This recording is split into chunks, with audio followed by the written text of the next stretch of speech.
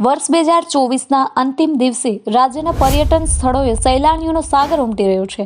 ત્યારે વાત કરવામાં આવે યાત્રાધામ દ્વારકાના દરિયા કિનારાની, જ્યાં સનસેટ પોઈન્ટ ખાતે મોટી સંખ્યામાં પ્રવાસીઓ ઉમટી પડ્યા છે। આ દરમિયાન લોકો વર્ષ 2024ના આથમતા અંતિમ સૂર્યને નિહાળ્યો।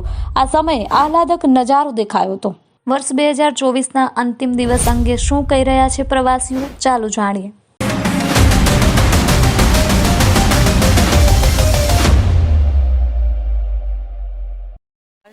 मेरे दर्शकों को बहुत प्यार भरी नमस्कार।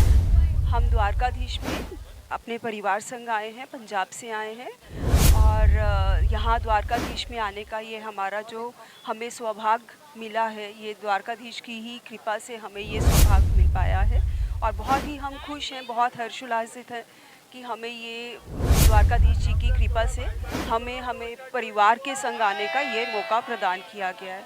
तो हम चाहेंगे 2025 में भी इसी तरह से द्वारकाधीश जी हमारे अंग संग रहें, हमें बार बार यहाँ पे बुलाते रहें और हमें बार बार आने का इसी तरह से सौभाग्य मिलता रहे। धन्यवाद। मेरा नाम रिधान है। आज मैं द्वारका आया था घूमने के लिए। हम पहली बार सनसेट पर आए थे। इधर 2024 की आखिरी सनसेट है। अब अगले साल से अगली सनसेट देखने को मिलेगी।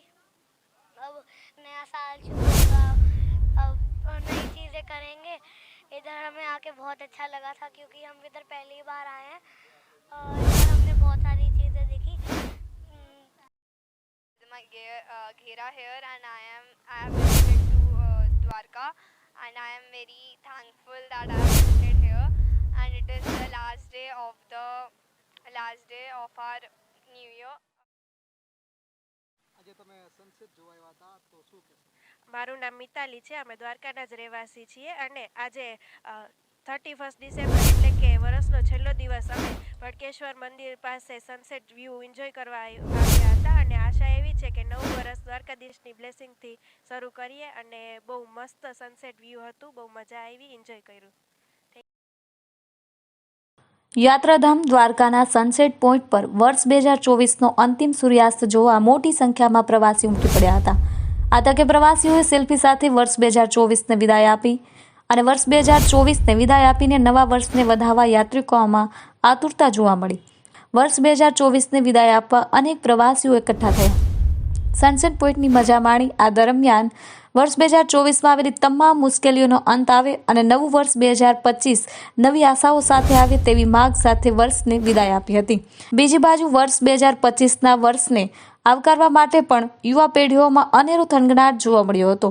યાત્રાધામ દ્વારકાના સાગર કિનારે વર્ષ 2024નો અંતિમ સૂર્યાસ્ત સમુદ્રમાં સમાઈ જવાના અનેરા દ્રશ્યો સર્જાયા હતા।